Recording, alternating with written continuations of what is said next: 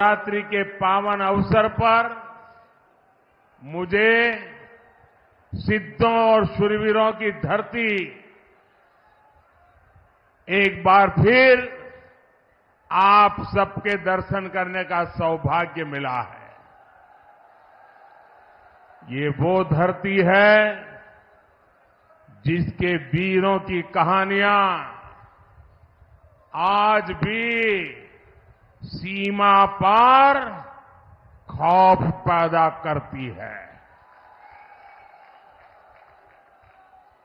जिस रेगिस्तान की गर्मी में अच्छों की हिम्मत दम तोड़ देती है, वहां आपके हौसले के सामने गर्मी भी कुछ नहीं कर पाती। ये जन सैलाब, ये जन समर्थन बताता है बाड़मेर की जनता बीजेपी को भरपूर आशीर्वाद देने का संकल्प ले चुकी है। इस चुनाव में आपका एक एक वोट विकसित भारत की नींव मजबूत करेगा। ये चुनाव दल का नहीं, देश का चुनाव है। इसलिए आज पूरा देश कह रहा है 4 जून 400 पार, 4 जून और मालानी की यही पुकार, फिर एक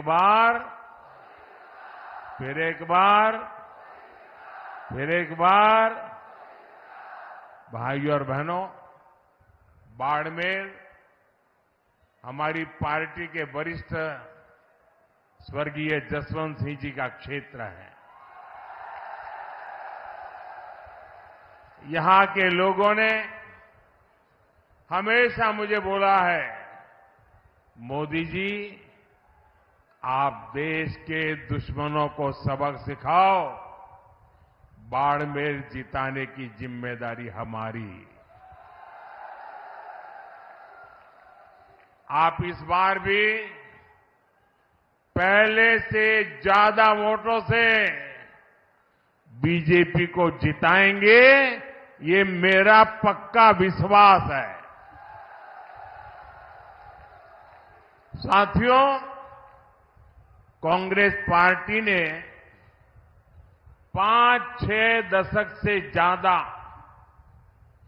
देश पर हुकूमत की, लेकिन देश की कोई एक बड़ी समस्या ऐसी नहीं जिसका संपूर्ण समाधान कांग्रेस ने दिया हो।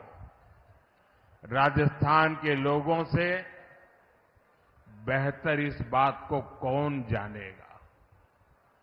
जिस राजस्थान के लोगों ने देश को अपने लहू से सींचा, उस राजस्थान को कांग्रेस पार्टी ने पानी के लिए प्यासा रखा।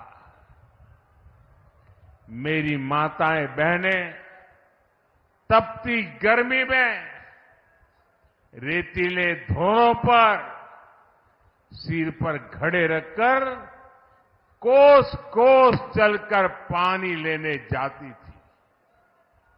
हमारी बहनें यहां कहती थी, घी ढुले तो मारो कुछ न जासी, पानी ढुले मारो सब कुछ जासी। यानी पानी घी से भी ज्यादा मूल्यवान था।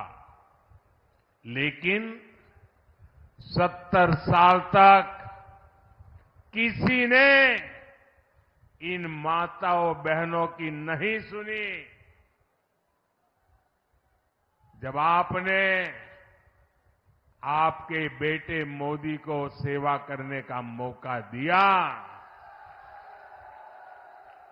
मैंने जल जीवन मिशन शुरू करके इस त्रासदी को खत्म करने का बीड़ा उठाया। जल जीवन मिशन से हमने राजस्थान के 50 लाख घरों तक पानी पहुंचाया है। लेकिन जितने दिन राजस्थान में कांग्रेस सरकार रही, उसने जल जीवन मिशन में भी जमकर भ्रष्टाचार किया। कांग्रेस ने राजस्थान तक पानी लाने के लिए ईआरसीपी परियोजना भी पूरी नहीं होने दी। वहीं हमारे भजनलाल शर्मा जी की सरकार ने 100 दिन के भीतर ही ईआरसीपी परियोजना को पास करवाया है। हरियाणा से पानी का समझौता भी हो गया है और हम लोग तो चाहे राजस्थान हो या चाहे गुजरात हो, हम लोग तो लाखा बंजारा को अपना आदर्श मानने वाले लोग हैं। हमारा संकल्प है कि हम राजस्थान के हर घर तक पानी पहुंचाएं। साथियों, कांग्रेस की सोच ही विकास विरोधी है। ये लोग देश के सीमावर्ती गांवों को देश के आखिरी गांव कहते हैं। ये लोग सीमावर्ती जिलों को, वहां गांवों को जानबूझकर विकास से वंचित रखते थे। और आप हैरान हो जाएंगे, क्यों रखते थे, क्या तर्क देते थे? ऑफिशियली बताते थे। वो कहते थे कि सीमा के पास विकास होगा तो दुश्मन देश के भीतर आकर कब्जा करने की संभावना बढ़ जाएगी। ये शर्म की बात है कि नहीं भाई? क्या हम इतने बुद्धिल हैं कि हम बढ़िया रास्ते बनाए तो दुश्मन उस पर चढ़ जाएगा? क्या बात करते हो? शर्म आनी चाहिए आपको। आप मुझे बताइए, किस दुश्मन के कलेजे में इतनी हिम्मत है कि वो बाड़मेर की सीमा में घुसकर कब्जा करने की सोचे?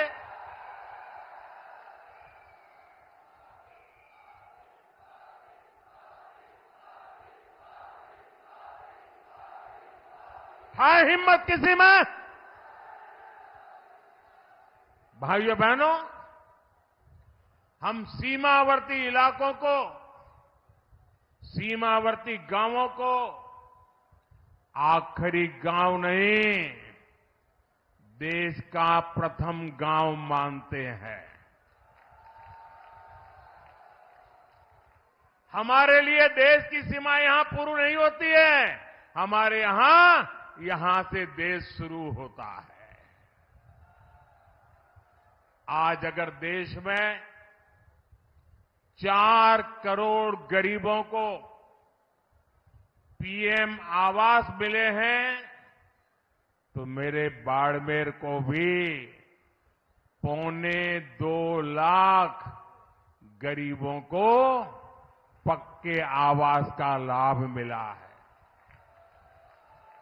भाजपा सरकार देश की आखिरी सीमा तक सड़कें और हाईवेज बना रही है।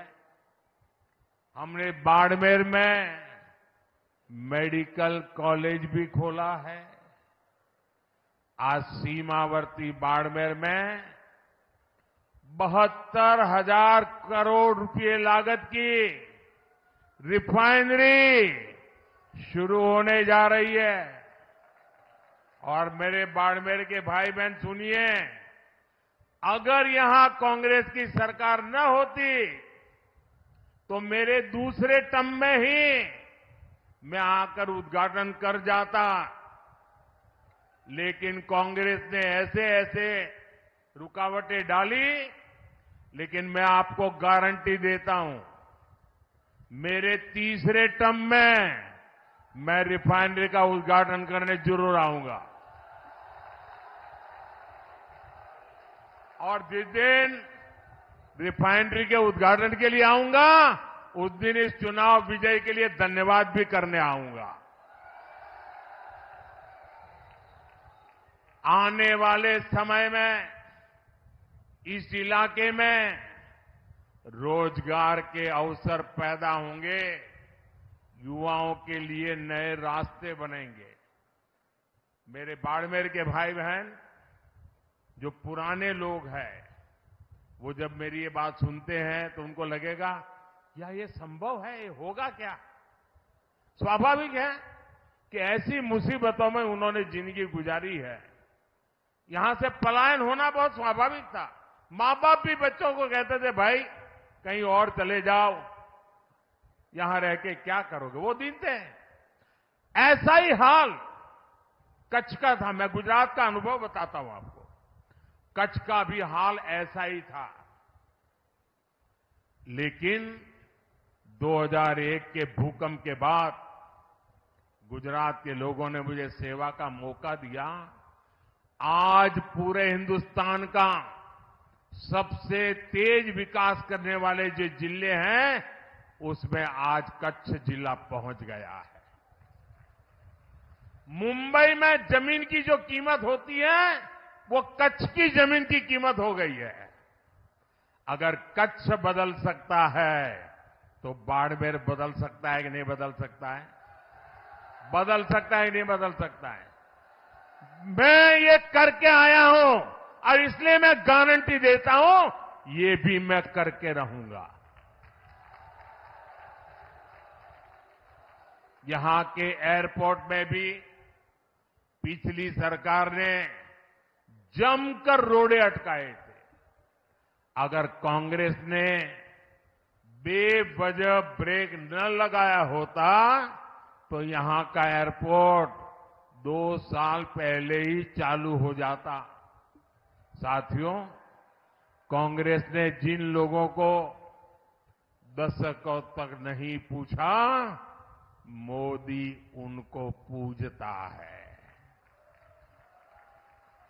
हमारे आदिवासी समाज के बच्चे आगे बढ़े, इसके लिए हम एकलव्य मॉडल आवासीय स्कूल खोल रहे हैं।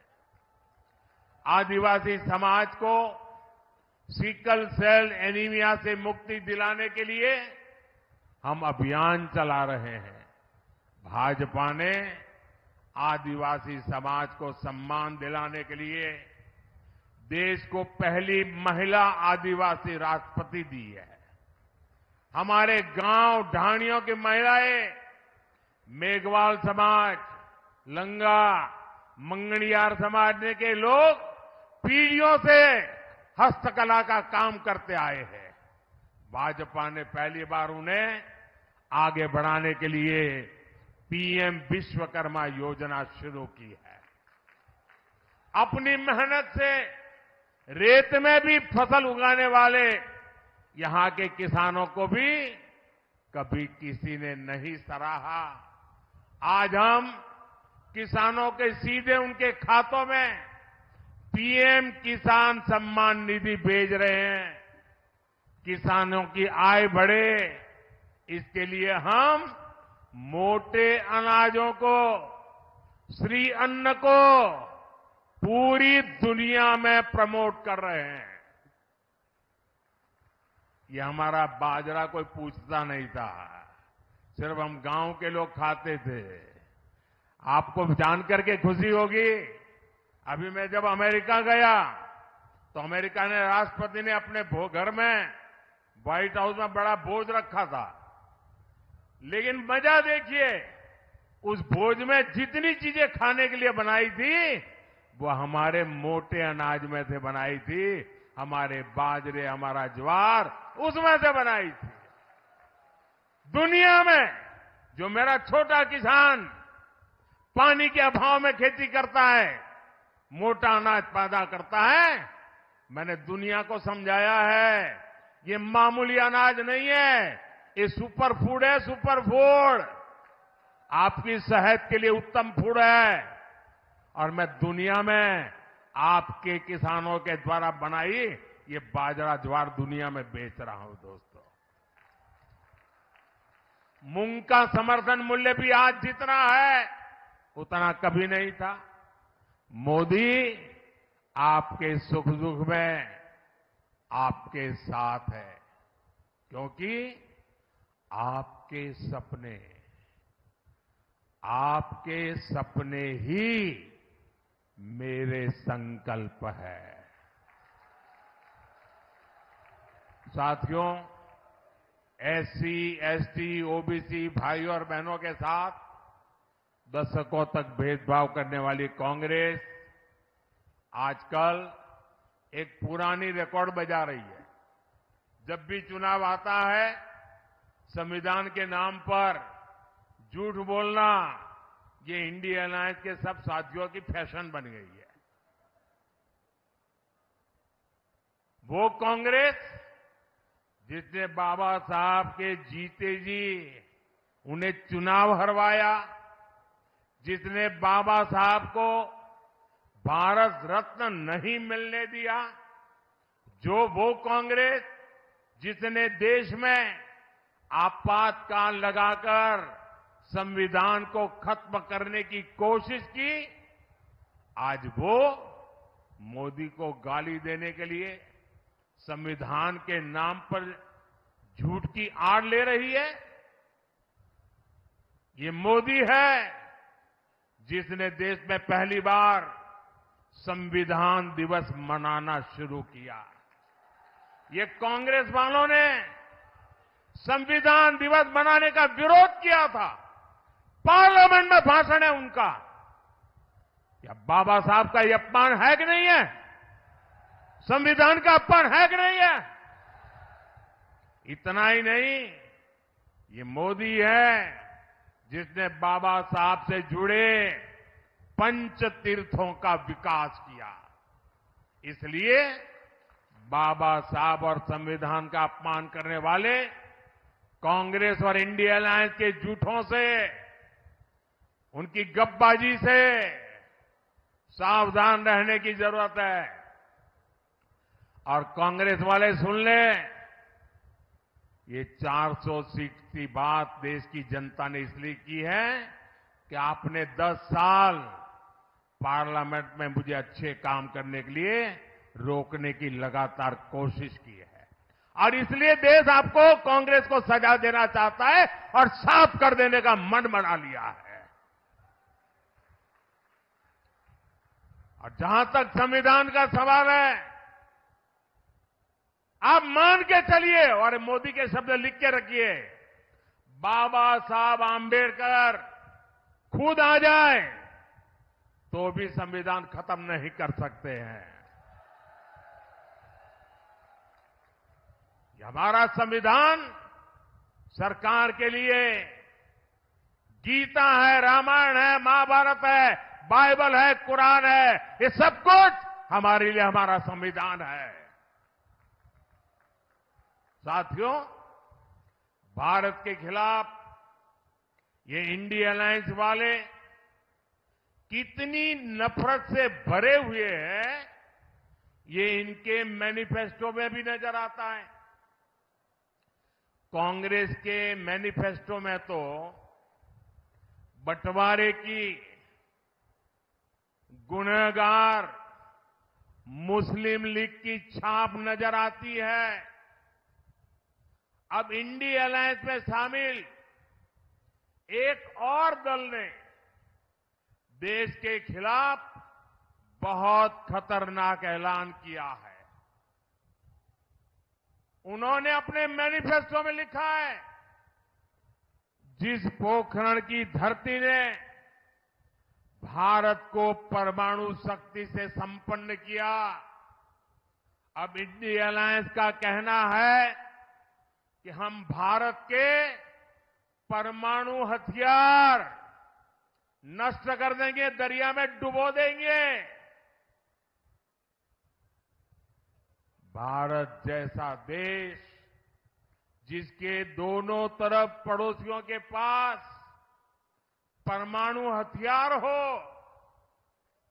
क्या उस देश में परमाणु हथियार समाप्त करना, इसकी सोच ये समाप्त करना चाहता है इंडिया अलायंस।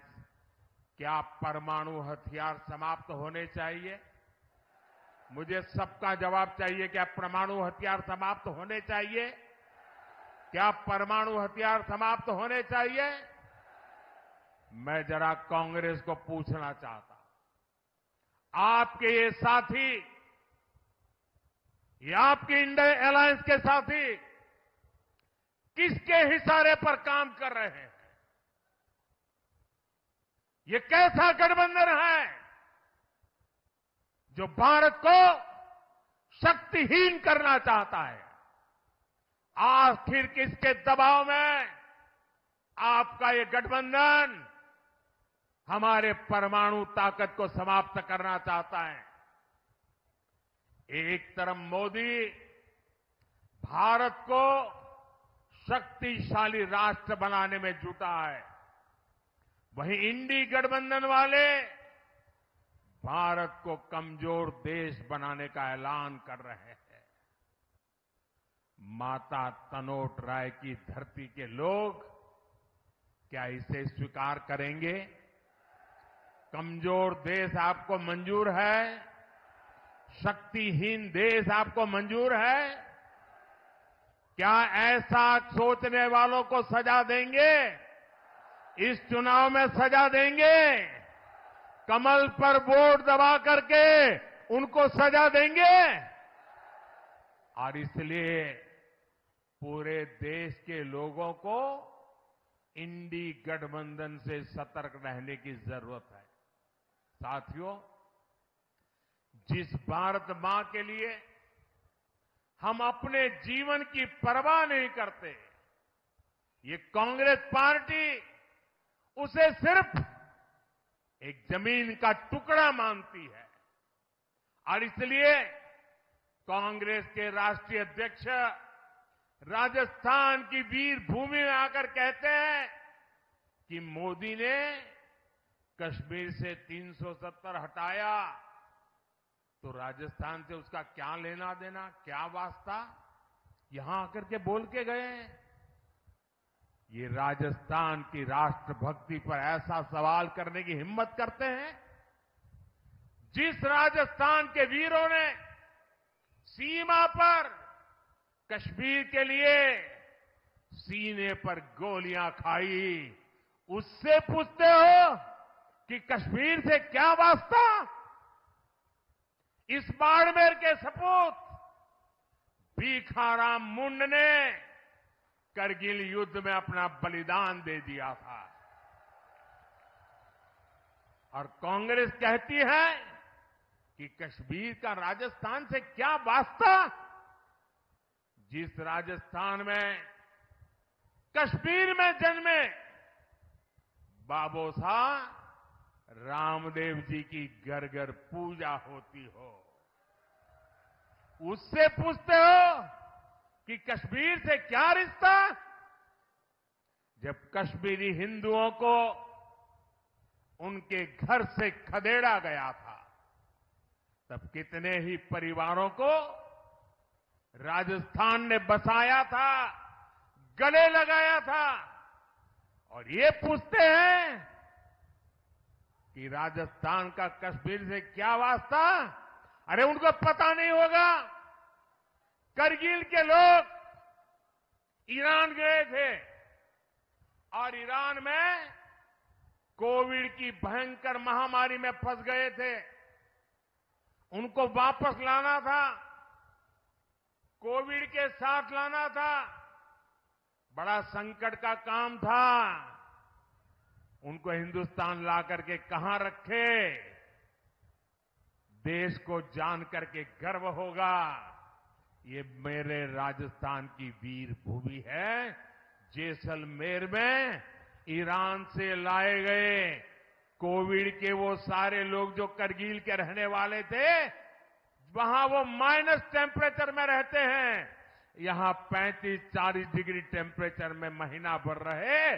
जब ठीक हुए तब राजस्थान ने उनको घर वापस भेजा था। ये है मेरा राजस्थान।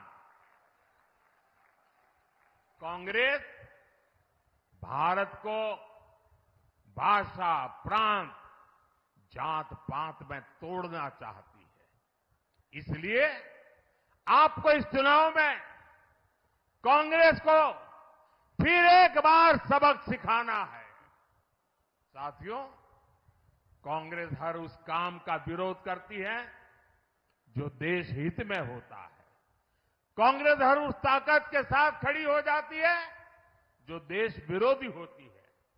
आप देखिए, हम लोग देश में, राजस्थान में शक्ति की उपासना करते हैं, माता की उपासना करते हैं, लेकिन कांग्रेस के शहजादे कहते हैं कि वो हिंदू धर्म की शक्ति का विनाश कर देंगे। अरे मेरी माताओं बहनों की ताकत तुम नहीं जानते हो। किसी मर्द को आगे नहीं बढ़ाने पड़ेगा। ये शक्ति को नष्ट करने वालों को ये मेरी माता बहनें ही निपट लेगी। देश में राम मंदिर निर्माण का पुनीत पावन काम होता है, कांग्रेस उसका भी बहिष्कार करती है। और कांग्रेस करती क्या है? कांग्रेस रामनवमी की शोभा यात्रा पर राजस्थान में पत्थरबाजी करने वाले दंगाइयों को संरक्षण देती है। देश में घुसपैठिए आते हैं तो कांग्रेस उनका स्वागत करती है, लेकिन भारत विभाजन का विरोध करने वाले हमारे दलित और सिख भाई बहनों को नागरिकता देने वाले सीएए का ये विरोध करते हैं। मैं आपसे पूछता हूं, क्या कांग्रेस एक भी सीट राजस्थान से जीतने की हकदार है क्या? हकदार है क्या? एक भी सीट बचनी चाहिए क्या उनकी? इस बार तो उनकी सीटों की जमानत जानी चाहिए भाइयों। जाएगी? साफ कर दीजिए उनको, ये सुधरेंगे नहीं। साथियों, 26 अप्रैल को राजस्थान और देश के भविष्य के लिए एक बहुत बड़ा दिन है। और मैं रिफाइनरी के उद्घाटन के लिए जब आऊंगा तब आपको मैं याद कराऊंगा कि इसका महत्व क्या है। भारतीय जनता पार्टी ने बाड़मेर से कमल की जिम्मेदारी भाई कैलाश चौधरी जी को दी है। इसलिए आपको मोदी की गारंटी पर भरोसा करते हुए कमल पर बटन दबाने के लिए प्रार्थना करने आया हूं। आपके आशीर्वाद लेने आया हूं। मेरी माताएं बहनों के आशीर्वाद, मेरे नौजवानों के आशीर्वाद, मेरे बुजुर्गों के आशीर्वाद, धानी धानी मेरे किसान भाई बहनों के आशीर्वाद, यही मेरी ऊर्जा है, यही मेरी ताकत है। चाहे जितनी गर्मी हो, 26 अप्रैल को सुबह सुबह ही कमल का फूल खिलना चाहिए। खिलेगा? और इसलिए मेरा अनुरोध है, पहले मतदान फिर जलपान। पहले मतदान फिर अच्छा, मेरा एक और काम करोगे? जरा हाथ ऊपर करके बताइए, करोगे? सबके सब करोगे? माताएं बहनें भी करेगी? देखिए, पहले तो मैं राजस्थान में बहुत घूमा हूं, सब दूर जाता था, संगठन का काम करता था, इन सबके साथ कंधे से कंधा मिलाकर के काम किया है। लेकिन अब आपने इतना काम दिया है कि मैं सब जगह पे जा नहीं सकता हूं। तो मेरा एक काम करोगे, घर घर जाकर बताइएगा कि अपने मोदी बाड़मेर आए थे और मोदी ने आपको प्रणाम कहा है। मेरा प्रणाम पहुंचा दोगे? हर परिवार में मेरा प्रणाम पहुंचाओगे? हर माता बहन को मेरा प्रणाम पहुंचाओगे? हर बुजुर्ग को मेरा प्रणाम पहुंचाओगे? जब इन सबको मेरा प्रणाम पहुंचेगा ना, तो मन से मुझे आशीर्वाद देंगे और वो आशीर्वाद मुझे ऐसी ताकत देगा कि विकसित भारत का सपना पूरा करने के लिए मैं अपनी पूरी ऊर्जा लगा दूं। मेरे साथ बोलिए, भारत माता की, भारत माता की, भारत माता की। बहुत बहुत धन्यवाद। आप देख रहे हैं जनमन न्यूज 76।